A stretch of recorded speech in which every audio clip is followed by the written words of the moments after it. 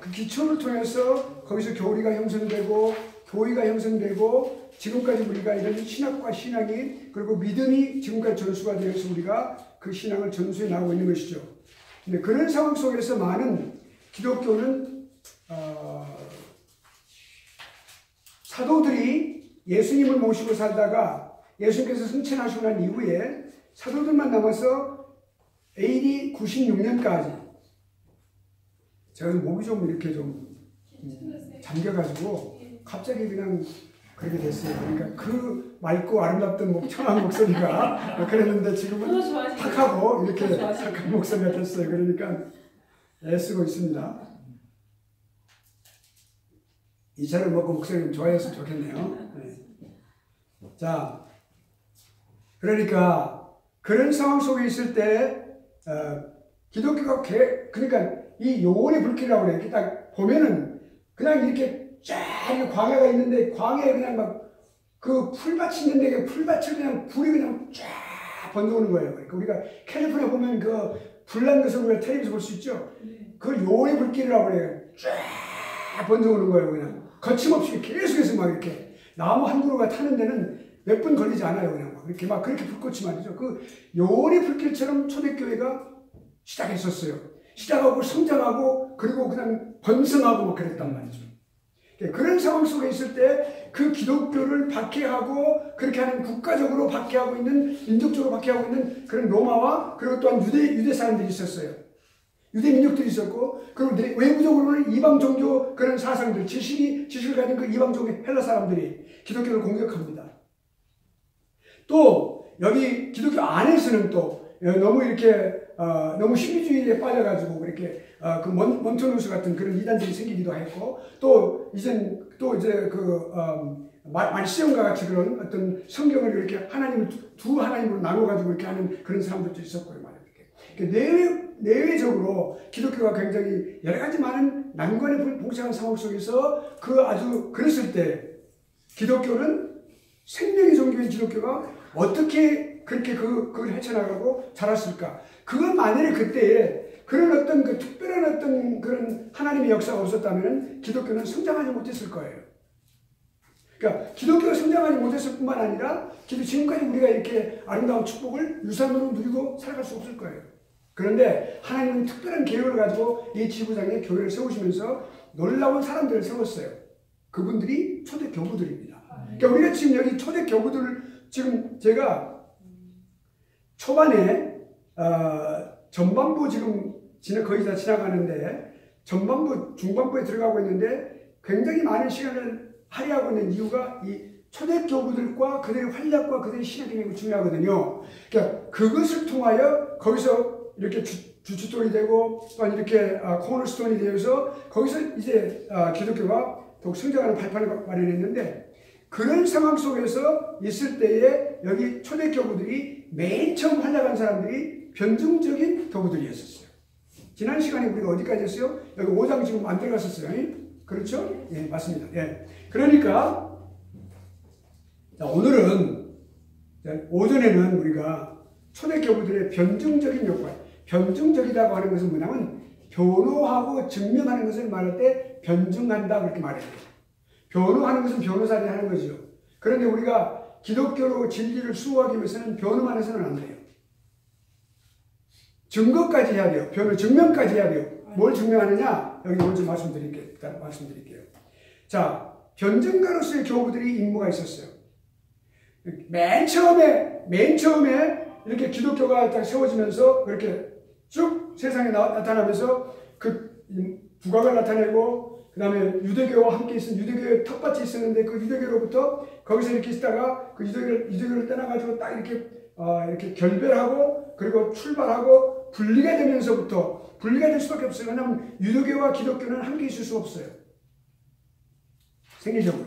왜냐하면 기독교는 생명의 종교인데 유대교는 뭐냐면 구약의 하나님만을 믿는 사람들이었어요. 오신 메시아 예수 그리스도를 믿지 않는 사람들이었어요. 지금도 그러죠. 13% 외에는. 그러니까 그런 상황 속에 있는 기독교가 유대교와 함께 있을 수 없어요. 그래서 나왔어요. 처음에는 유대교를 발판으로서 시작된 거죠. 그 어머니와 같은 부모 안에서 시작했어요. 그러나 기독교가 생명의 종교인 기독교는 나왔는데 나왔다 보니까 그렇게 여러 가지 많은 것들이 부딪히는 거예요. 아이가 세상에 태어나면 그 엄마 뱃속에서 이렇게 아주 이렇게 우면서 있다가 나오면은 먼저 찬바람을 쐬야 되죠. 공기를 스스로 흡입해야 되죠. 그리고 또 여러 가지 아픔이 있으면 뭐 여러 가지 뭐 모기도 물려야 되죠. 여러 가지 많은 것들이 많이 있죠. 그러니까 어떻게 세상에 여러 가지 많은 공기도 틀리죠. 여러 가지 많은 것들이 있는데 거기서 아이가 울어야 된단 말이에요. 이런 스스로 그거를 갖다가 이렇게 헤쳐나가야 된단 말이죠. 와 똑같아요. 근데 생명의 종교인 이 기독교, 그 기독교를 이끌어가고 있는 바로 그 성도들을 이끌어가고 교회를 이끌어가고 있는 바로 변증교부들. 교부들이 말이죠. 역할이 먼저 변증교부들이 나타났어요. 그러니까 그런 이단들이 창궐하고 또 로마의 국가적인 어떤 핍박, 또 유대교의 그런 어떤 여러 가지 많은 그런 것들을 여러 가지 이방 종교의 사상 이런 것들이 계속해서 침투하고 있을 때 어떻게 하냐면 그들에게 가장 중요한 것이 있었어요. 어떻게 우리가 기독교를 올바르게 설명할 것인가? 그리고 이걸 어떻게 변호해야 될 것인가? 옳다고 하는 것을 어떻게 증명해야 될 것인가? 그것뿐만 아니라 어떻게 이것을 갖다 우리가 교회가 세워졌는데 이걸 어떻게 지켜나가고 존속시켜나가고 확장시켜나갈 것인가? 우리가요 어떤 교회를 세운다든지 또는 학교를 세운다든지 또는 어떤 선교 센터를 세운다든지 여러 가지 어떤 하나님의 사역을 위한 것을 세울 때 세우는 것도 중요한데 그거를 우리가 어떻게 유지하고 유지할 뿐만 아니라 더욱더 강성하게 해나가는 게 이것도 중요하거든요. 그거 매우 중요해요. 그것이 운영의 면뿐만 아니라 그것이 인간적인 면에서가 아니라 하나님의 역사를 통해서 우리가 해야 되는데 가장 중요한 여기 지금 오늘 이 교부들이 하신 일을 통해서 우리가 그걸 배울 수 있어요. 우리 역사를 통해서요, 우리가. 그러니까 이 역사적인, 우리가 지금 과목이 뭡니까? 역사적 관점에서 본 교의 그거죠. 그러니까 역사적 교회예요. 역사적 기독교 교회란 말이에요. 그러니까 교회라고 하는 것은 뭐냐면 교리가 처음에 성경으로부터 시작되어가지고 그것이 학문화되면 더 통합되고 또 조직화되고 학문화되면 그것이 교회라고 합니다. 교회라고 말해요. 그 교회는 이제 전문성이 있어요. 그러니까 신학도들은 교회라고 말하면 저분은 신학도구나. 교회란 말을 쓰는 분을 보면 그냥 교회라고 하면 저분은 성도일 수도 있고 목사님일 수도 있는데 잘 모르겠네. 그렇게. 성도인도 그냥 교회라고 다 쓰잖아요. 그러나 일반적인 말이고 똑같은 것을 말하지만은 그러나 더 학문적이고 전문적인 것을 말할 때 교회라고 말해요. 지금 우리는 교회를 역사적인 관점에서 보는 거예요. 공부하는 거예요. 연구하는 거예요. 그러니까 우리가 역사적인 이 역사 신학을 역사 신학이지만 이 교회는 역사적 기독교 교회는 이것이 역사적인 관점에서 공부를 하지만 이것이 조직 신학이 소속되는 거예요. 여러분이 지금 조직 신학 공부하되 이걸 역사적인 관점에서 초대교회 때부터 지금까지 쭉 공부를 하는 거예요. 이걸 공부하고 나면요, 여러분이 조직신학을 공부하는 눈이 달라져요. 그걸 볼 때 더 깊이 있게 바라볼 수 있어요. 체계 있게 볼 수 있어요. 지금 우리가 공부하는 거 안 하고 그냥 조직신학 공부하는 거 너무 어렵다 그래요. 못한다고 중간에 포기하는 분들이 많아요. 그거 왜 그러냐면 이 역사신학을 제대로 공부를 못했기 때문에 그런 기회가 없었기 때문에 그렇단 말이죠. 그러니까 여러분, 이걸 공부하면은 이 조직신학을 이해할 수 있어요. 우리가 교회사를 공부를 하게 되면 교회를 이해할 수 있어요. 기독교를 이해할 수 있어요. 우리가 기독교 교육사를 공부하게 되면 우리가 기독교 교육을 이해할 수 있어요. 마찬가지예요. 우리가 미국 교회사를 공부하게 되면 미국의 교회를 이해하게 되고 미국의 역사를 이해하게 되고 미국을 이해할 수 있어요. 마찬가지예요. 그리고 오늘 우리가 여기 지금 공부하는 게 매우 그런 의미에서 굉장히 중요하다고 생각이 되어지죠. 그러니까, 그렇다면 우리가 그런 면에서 우리가 이런 것을 알 수가 있어요. 그러면 그들이, 변증교부들이, 우리가 특별히 교부들이지만, 변증의 목적을 가지고 활동했던 바로 그분들, 그러니까 3세기에 나오신 분들이에요. 2세기, 3세기. 그때를 말하는 거예요. 그러니까, 나중에 이분들이 이제 세상을 떠나고 지나고 나면 누구가 나오냐면, 반명지주의적인 교부들이 나와요.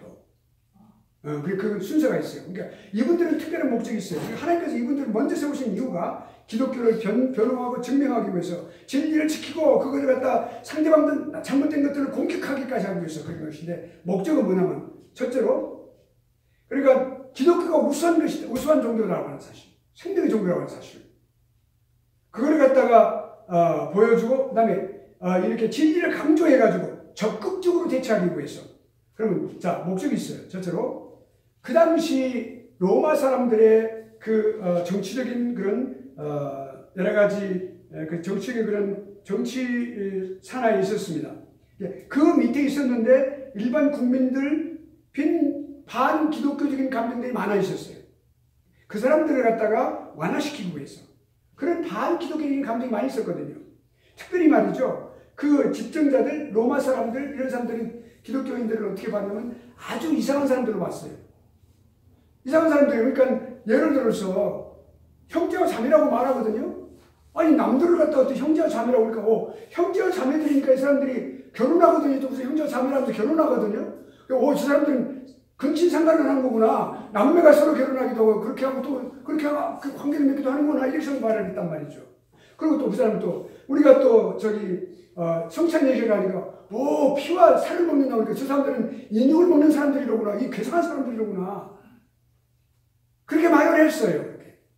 그리고 또 그 당시 태양신을 그렇게 섬기고 있는 그 로마 사람들 말이죠. 태양신 그 당시 아주 굉장히 태양신이 아주 그렇게 그 나라의 국교적인 그런 의미에서 그렇게 있었는데, 그리고 또한 그 태양신을 바탕으로 해서 바로 그 사람이 이 땅에 사람으로 나타나는 사람이 누구냐면 황제라고 그랬거든요. 황제 숭배 사상이 아주 높았어요. 근데 황제한테 절도 안 하거든요, 이 사람은. 이 사람들은 무리한 사람들, 이단적인 사람, 이건 이적적인 사람들이라고 그래요. 무리한, 아주 나라를 갖다 이적하는 그런 행위를 하는 사람들이구나. 이렇게 생각을 했어요. 아주 전반적으로 기독교인들을 절대로, 그리고 국가적인 행사에 참여하지도 않았어요. 신을 모신 일이라든지 무슨 여러 가지 그런 것이 절도 안 하고 말이죠. 그러니까 이 사람들 아주 무리한 사람들이구나. 인사도 할 줄 모르는 사람들이구나. 아주 예의가 없는 사람들이구나.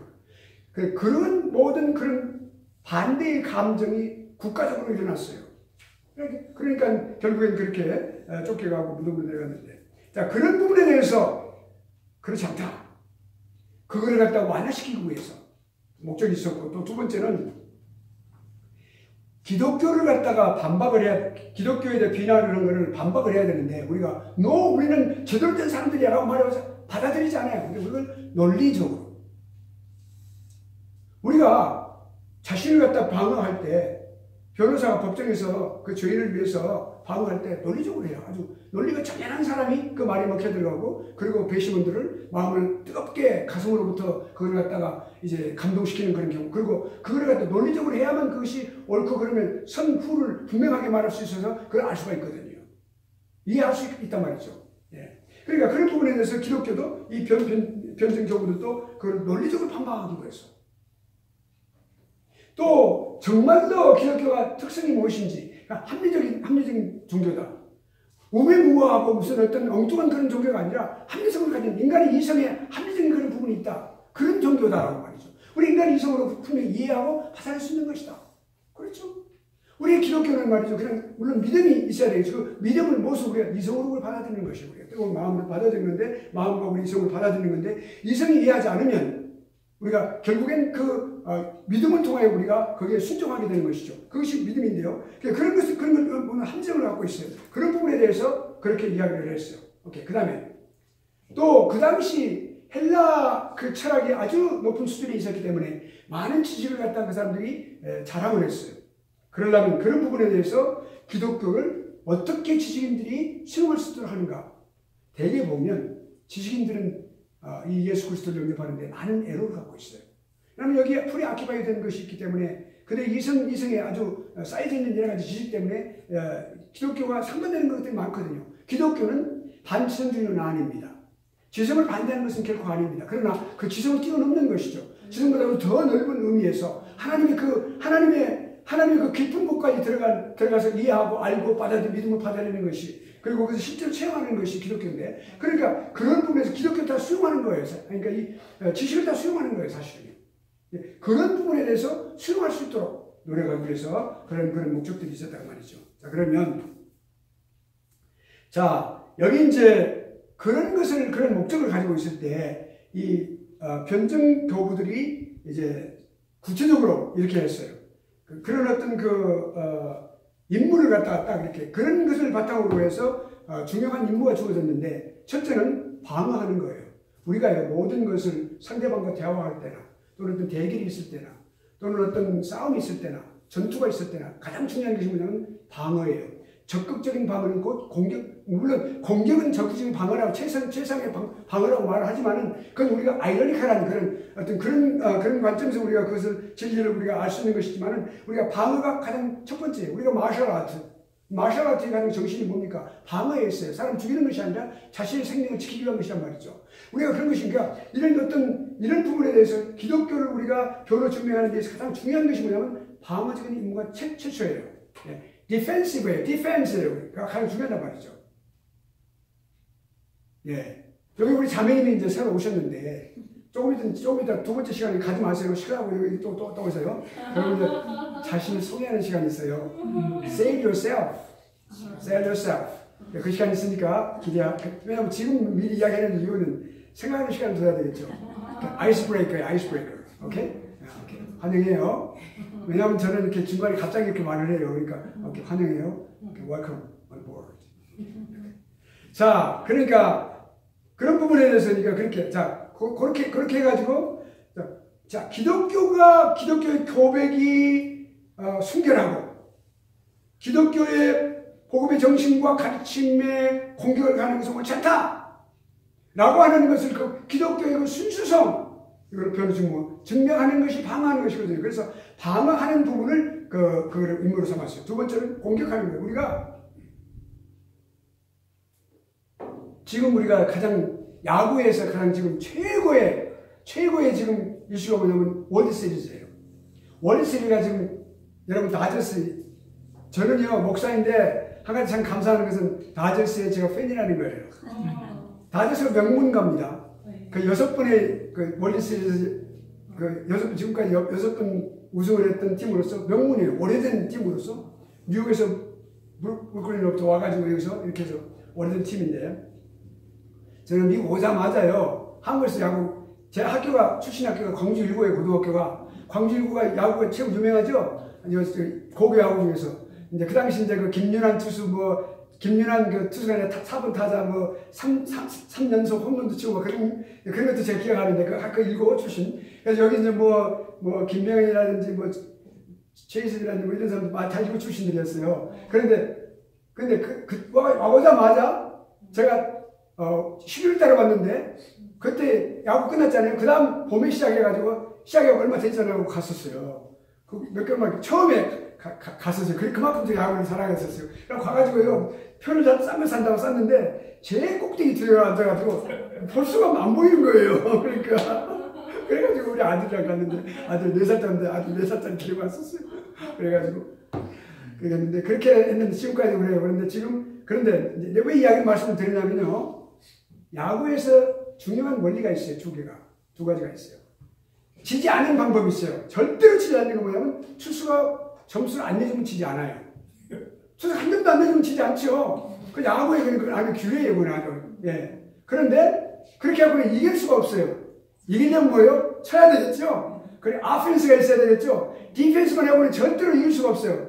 점수를 딸 수 없어요. 그러니까 아펜스 배링이 해야 돼. 이거 쳐야만 이기는 거예요. 그러니까 그냥 한 점이라도 내는 거죠. 그것이 아펜스가. 그러니까 아펜스와 디펜스가 잘 조화가 이루어지는 팀이 이기는 건데, 지금 이제 다저스가 지금 이제 그렇게 어제 저녁에 그렇게 이긴 걸 알고 있었어요. 그러니까 그건 그렇게. 자, 그리고 저는 이제 강의 준비 때문에 자세히 보지 못해서 좀 띄엄띄엄 봤어요. 그러면 이제 전화기 봐가지고 이렇게 보고 했었는데 계속 보지 못하고. 아무튼, 자, 여기 기독교도 마찬가지예요. 기독교를 방어하는 게 중요하죠. 그래, 기독교가 방어만 해가지고는 기독교를 더욱더 번성하고 영혼의 불길처럼 퍼져가는 그런 성령의 역사를 따라갈 수가 없고, 그걸 갖다 따라 순종해서 이 기독교를 갖다 확장시키고 이렇게 할 수가 없는 거예요. 성장시킬 수가 없는 거예요. 공격이 있어야 된단 말이죠. 공격해야 상대방을 무너뜨릴 수 있는 거 아니겠어요? 예. 전도가 오펜스구나. 응? 오펜스, 전도. 그 전도도 말이죠. 방어격, 오펜스가, 전도는 오펜스에 해당되는 거예요, 사실. 근데 오펜스 어떻게 했느냐? 대적자들을 성경적이고 변증적인 논리로 공격해. 그러나 우리 전도는 사실은 공격은 아닙니다. 오펜스 아니에요.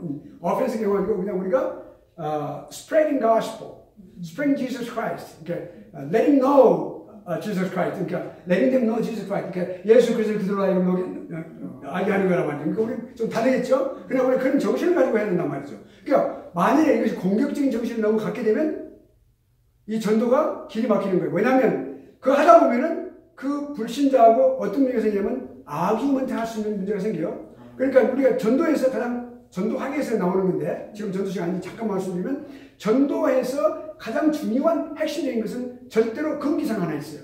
그것은 논쟁하지 마라. 그러니까 논쟁하지 마라. 논쟁하면 그 사람과의 전도의 길은 당분간 몇 년 동안 막힌다. 그러니까 결국 하나님의 부르심이 있으면 그 사람 몇 년 후에 다시 돌아가겠지만 몇 년 동안 그 사람은 다시는 돌아오지 않아요. 그러니까 다시 어떤 계기가 있어서 주말에 돌아오겠지만 굉장히 많은 시간 또는 10년이 걸릴 수가 있거든요. 그러니까 결국 그래서 절대로 논쟁하지 마라. 그러니까 오펜스지만은 그것이 젠틀 오펜스가 되겠죠. 그러니까 그렇게 말할 수가 있겠어요. 원래 그런 말은 없지만 제가 신조어에 만들어낸 거예요. 자, 그렇다면 여기 보면 말이죠. 자, 그러면 그 다음에 공격적인 인물인데 공격적인 인물을 우리가 볼 때에 그 공격의 내용이 있었어요.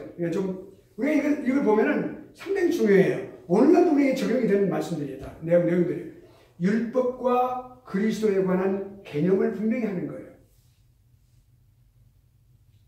자, 율법주의자들이 많았었어요. 그 당시는.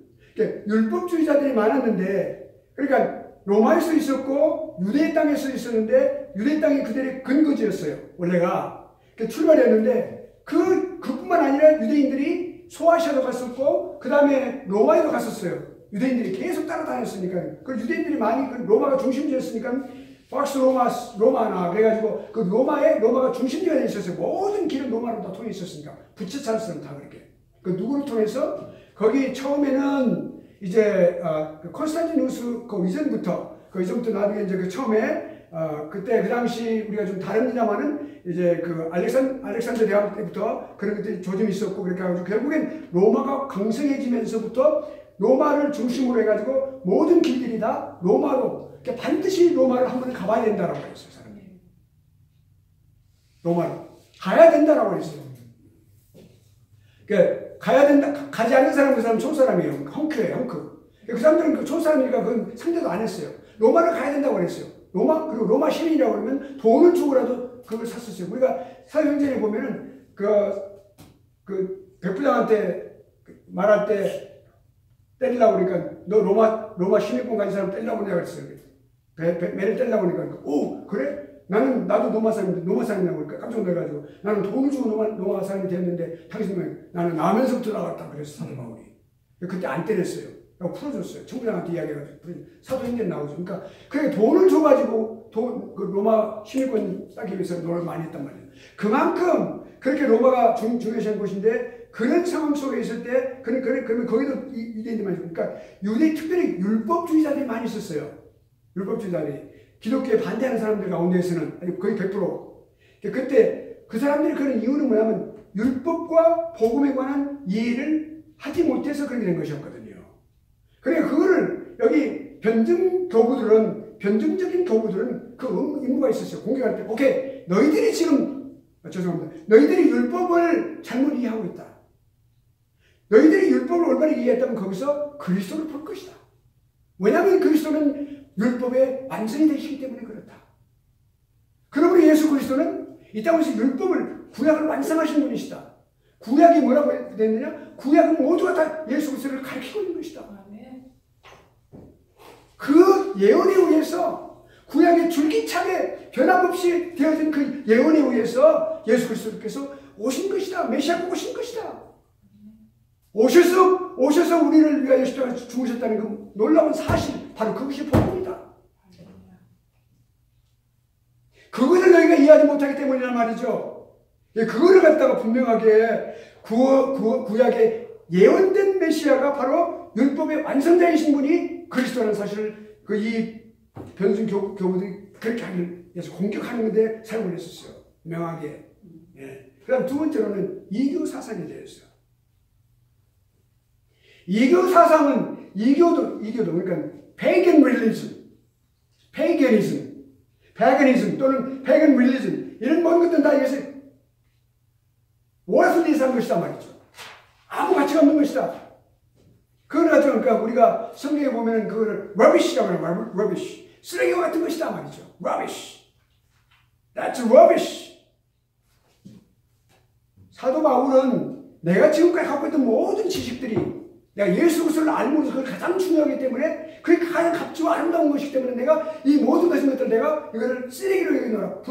분뇨, 그러니까 배설물을 여긴다 그랬어요.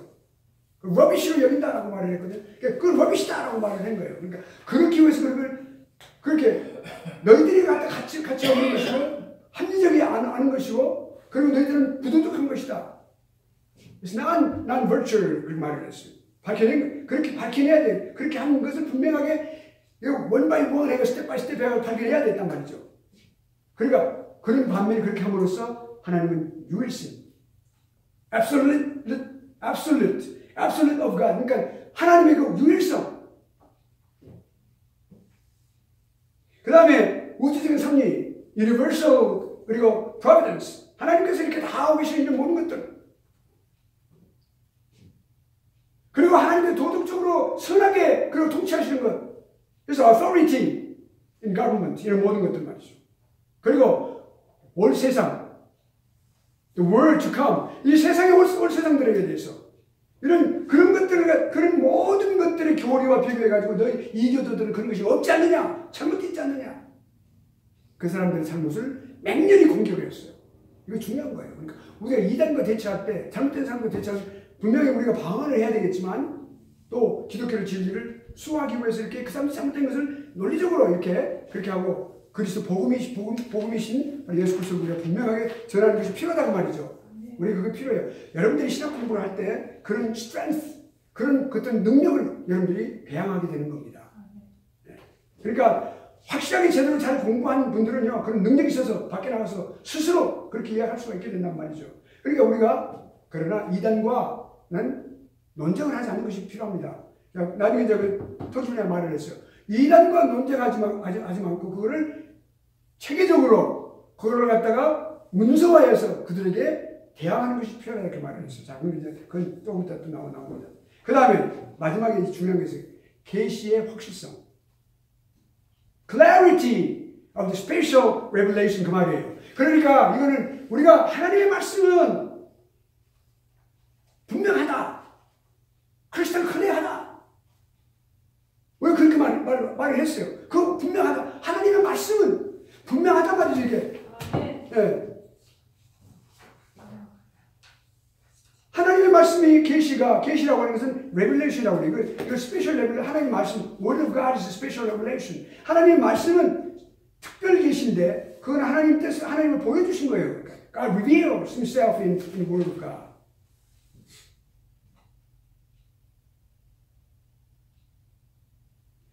그러니까 이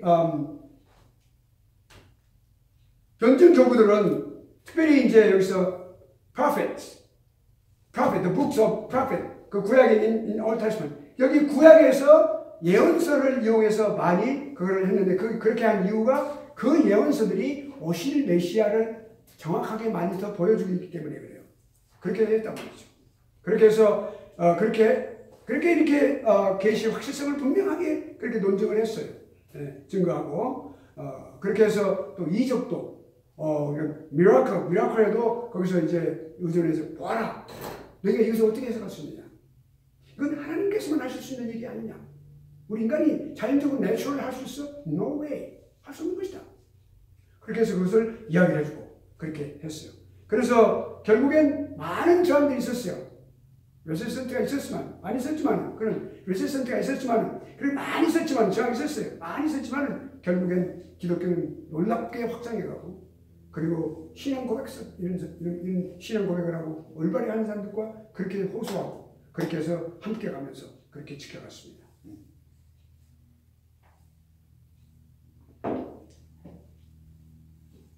자, 그러면 이제, 그런데요, 우리가 또 한 가지 역사 속에서 배우는 것이 필요해요.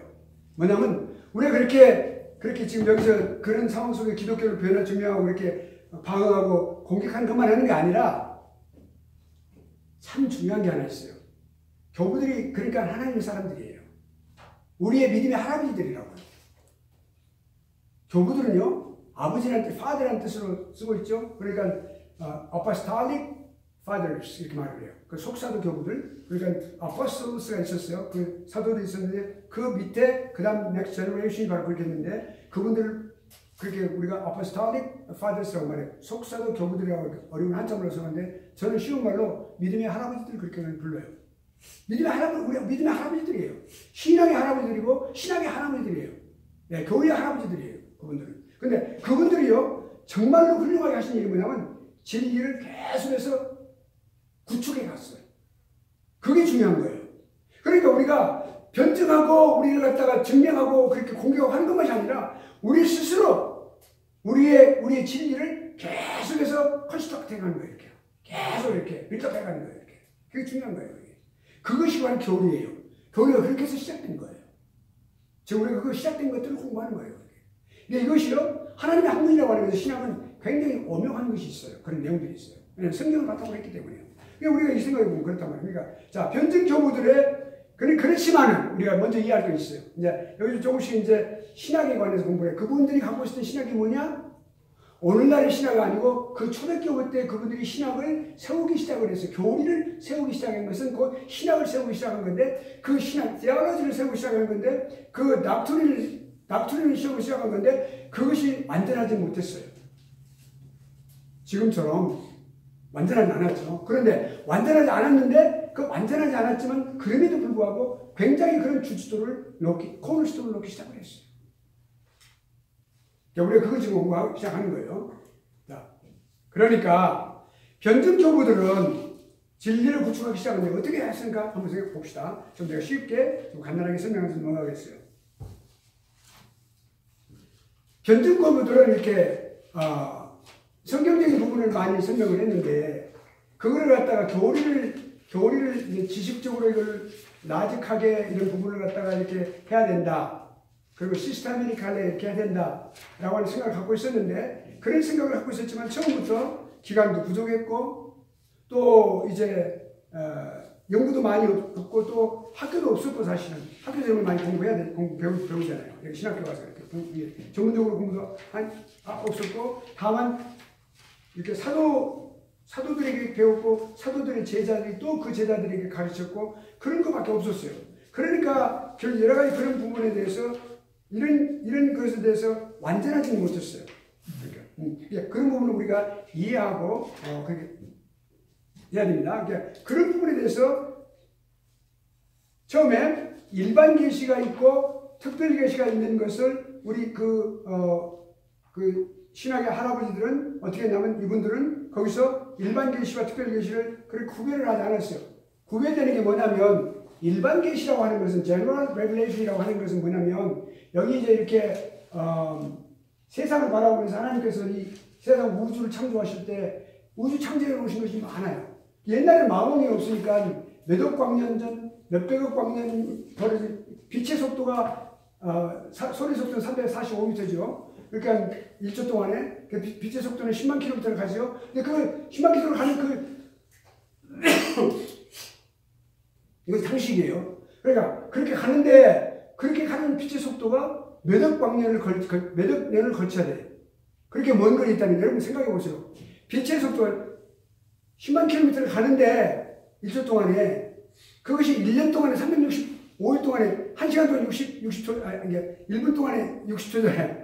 1시간 동안에 360초죠. 그러니까 생각해 보세요. 1년 동안에 걸려서 가성해 보세요. 얼마나 많이 가겠는가. 그렇게 먼 거리에 있어요. 그 별이. 여러분 상상해 보면요. 놀라운 일이에요. 우리는 좋아하는 거예요. 우리는 사람 다투기도 하고 뭐 감정 갖기도 하고 서로 막 그렇게 하잖아요. 서로 미워하기도 하고 사랑하기도 하고 서로 살아가는데 우리가 뉴욕에 있는 엠파이어 스테이트 빌딩 50층 올라가보니까 밑에 있는 사람들이 이렇게 개별보다 작게 보여요. 근데 우리가 그 드론으로 말해서 찍은 사진을 봐보세요. 얼마나 사람들이 작은가. 그리고 그런 아주 이렇게 넓은 그런 우주인데 말이죠. 그 우주를 갖다 하나님께서 이렇게 창조하셨는데 그 우주 전체가 뭐예요? 하나님께서 자신을 보여주신 거예요. 얼마나 하나님께서 크신 분이라고 어미하신 분이라는 사실을 보여주는 거죠. 그러니까 하나님을 어떻게 그냥 단순히 돈이나 주신 분으로 생각하고 병이나 낫게 해주시는 그렇게 그런 일도 다 하시죠. 그렇지만 뭐 그렇게 하고 말이죠. 그럼 되겠어요? 어미하신 하나님. 할렐루야. 그 놀라우신 하나님. 그럼에도 불구하고 우리 작은 사람들의 가슴까지도 다 알고 계시고 귀 듣고 계시고 숨소리까지 듣고 계시고 슬픔의 통곡까지도 듣고 통곡 안 해도 마음속으로 울고 있는 소리만 안 내도 돼요. 소리 안 내도 울어도 된다. 누구 들으라고 소리 안 내도 돼요. 자기 남편 들으라고 막 어떤 사람은 기도하면서 막 일부러 막 그냥 옷장 속에서 막 소리 막 낸다고 그러지 막 벽을 뜯으면서 안 해도 돼요. 하나님은 혼자 은밀한 것을 기도하라고 그랬잖아요. 그 은밀히 보시는 하나님께서 다 그걸 응답하시라고 그러신단 말이에요. 기도할 때 마음속으로 코만 훌쩍거리면 돼요. 속에서 울어도 돼요. 근데 하나님 그렇게까지 들으시는 하나님이신데 그 하나님께서 자신을 계시하신 것을 이 우주에다 보여주신 것을 일반 계시라고 해요. 우주를 통하여. 그러니까 지금은 이렇게 망원경을 통해 가지고 텔레스코프를 통해 쫙 보면서 그 많은 것들을 보여주고 그냥 그러니까 얼마나 아름답게 보여주려고요. 그러니까 그렇게 했는데 그런 방법이 있고 또 하나는 그와 다르게 오직 하나님의 말씀, 신구약 성경 이 기록된 말씀을 통하여 하나님께서 계시하셨어요. 이걸 특별히 계시라고 해요. 특별히 하나님의 구원을 위해서 사람들에게 주신 말씀이에요. 이거를 갖다가 개에 주어봤자 개는 못 알아먹잖아요. 돼지도 못 알아먹어요. 그러니까 돼지에게 진리를 돼지에게 주지 마라 그랬단 말이에요. 그래서 아주 비유로 말씀하셨어요. 그러니까 못 알아먹는 거예요. 우리가 행복이 우리가 부르지만 개들이 말씀 못 알아먹잖아요. 그냥 쓰다듬어 주면 되는 거예요. 그러니까. 그런데 자 우리 봅시다. 여기 일반 계시와 특별 계시 구별을 분명하지 않고 그렇게 했어요. 그렇게. 그러니까 여러 가지 많은 그런 것을 보면서 이제 구체적으로 봅시다. 하나님과 로고스의 관점에서 하나님의 관점을 어떻게 했느냐.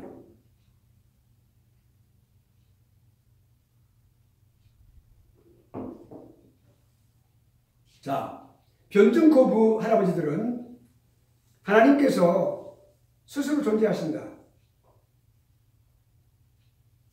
또 변함이 없으시다. 영원하신 분이시다. 세상의 제1원인이다. 이렇게 설명을 했어요. 예, 그러면서 또 이제 비존재라는 것까지 또 쓰기도 하고 그렇게 했어요. 그렇게 설명을 했고, 그러니까 속성이 없는 절대적인 존재로서 하나님의 관념 이상으로 더 알지는 못했어요. 그렇게 우리가 알고 있는 기본적인 그런 부분들을 말씀을 하셨어요. 그 다음에 또 로고스에 대해서 로고스라는 게 굉장히 나중에 많이 이 로고스가 논쟁의 원인이 됩니다. 왜냐하면 잘못 이해한 이단들이 많이 생겨나고 또 교부들 가운데서도 올바르지 못한 그런 생각을 가진 분들이 또 오리겐이라든지 또는 알렉산드리아의 클레멘트라든지 알렉산드리아 오리겐 이런 분들이 또 그런 있었고 그러니까 그런 분들이 또 잘못 알고 그렇게 해서 그 로고스라는 거에 대해서 용어 로고스는 말씀이라는 거죠. 그러니까 말씀은 성경 우리가 요한복음 봅시다. 요한복음 한번 문자 한번 찾아보죠. 성경이 없으신 분들은 그냥 들으시면 되겠어요.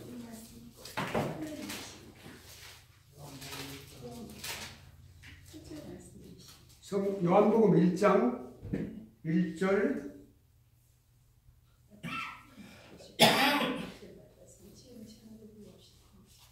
4절까지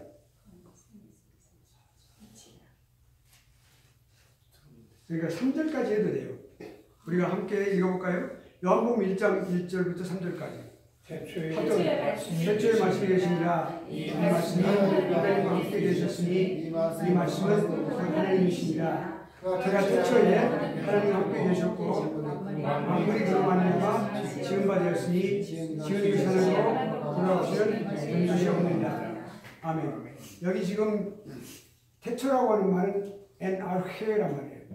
엔알헤라고 하는 이 헬라어는 창세기 1장 1장에서 태초라고 하는 말과 같은 말이에요. 그러니까 예수 그리스도를 그러니까 이 오늘 본문에서 지금 요한복음은 예수 그리스도 하나님 아들 되심을 설명하기 위한 목적을 가장 주된 목적으로 삼고 있는데 그러니까 하나님께서 우리 천지를 창조하실 때를 태초라고 말하는데 그 태초가 여기 태초가 엔알헤라고 있어요. 예, 그러니까 여기 시간과 공간을 처음으로 시작하는 것을 말하는 거예요. 그때 뭐예요? 말씀이 계셨다. 이미 그때부터 계신 게 아니라 그때 이전부터 계셨는데 그때도 말씀이 계셨다 그랬어요. 여기 이제 보니까 이 말씀이 하나님과 함께 계셨다. 하나님은 그러니까 영원부터 계시는 분이세요. 그리고 그 하나님의 이 말씀이 곧 로고스예요. 이 말씀이 로고스란 말이에요. 로고스란 말은 로고스는 헬라어예요. 그러니까 원어예요. 원어. 그러니까 로고스가 말씀인데 지시라는 뜻도 있으니까 그냥 이 말씀이 있어요. 그러니까 그노시스 그러면 그것이 지시라는 뜻인데 여기서 로고스는 말씀인데요. 그 말씀이 곧 하나님이시다. 그렇죠? 네, 말씀이 하나님이세요. 여기 굉장히 중요한 말씀이에요. 네. 위격을 가지신 하나님이라고 말이에요. 그가 태초에 하나님과 함께 여기 하나님이란 말은 하나님은 여기서 성부 하나님을 말씀하는 거예요. 아버지 하나님, 아버지 하나님과 함께 그 로고스가 계셨다. 그 말씀이 계셨다는 거예요. 만물이 그로 말미암아 지은 바 되었으니 지은 것이 하나도 그가 없이는 된 것이 없느냐. 이 로고스가 없이는 된 것이 없다고 말이죠. 예. 자, 그러면 그 안에 생명이 있었으니 이 생명은 사람들의 빛이라고 그랬어요. 그 생명이 영생이에요. 영생을 말하는 거예요. 영원한 생명을 말하는데 영생을 말하는데 하나님의 생명이에요. 예. 사람들이 빛이라고 그랬어요. 그런데 여기 중요한 것이 뭐냐면 여기 지금 이제 여기 자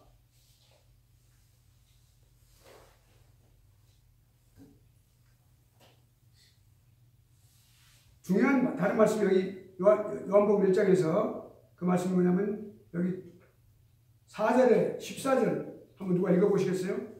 말씀이 육신이 되어 우리 가운데 거하시며 우리가 그의 영광을 보니 아버지의 독생자의 영광이요 은혜와 진리가 충만하더라. 아멘. 아멘. 우리가 이 신약교에서 하나님 성경을 읽으시라고 할 때 읽으신 분들 있죠. 자주 읽으신 분들 있죠. 학교 성적도 좋으시더라고요.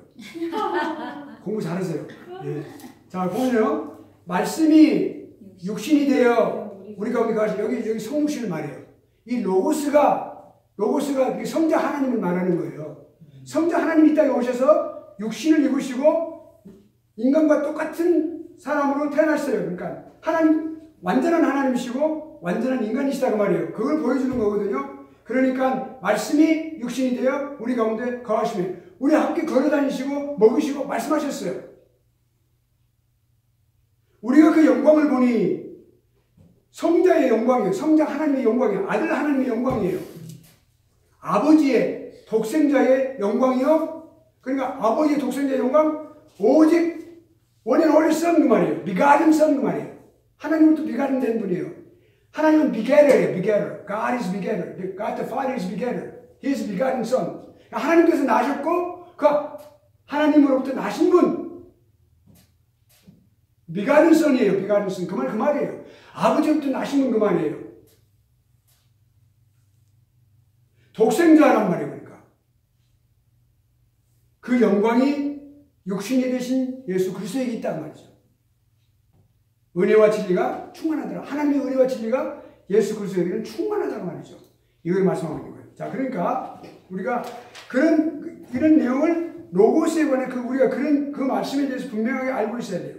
그리고 이 내용들을 우리가 공부를 해야 돼요.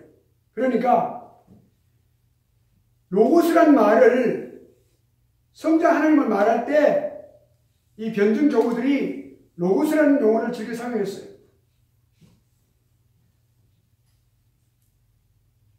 그리고 그 용어를 사용하는 이유가 그 당시 그렇게 많이 사용되었기 때문에 그렇지만은 또 교회의 관심인 예수 그리스도보다는 예수 그리스도는 그러니까 성육신 하셔서 인간의 몸을 입으신 분이잖아요. 인간 예수. 인간의 몸을 입으신 분이잖아요. 그러니까 그보다는 신적이고 높임을 받은 그리스도에게 더 집중하기 위해서.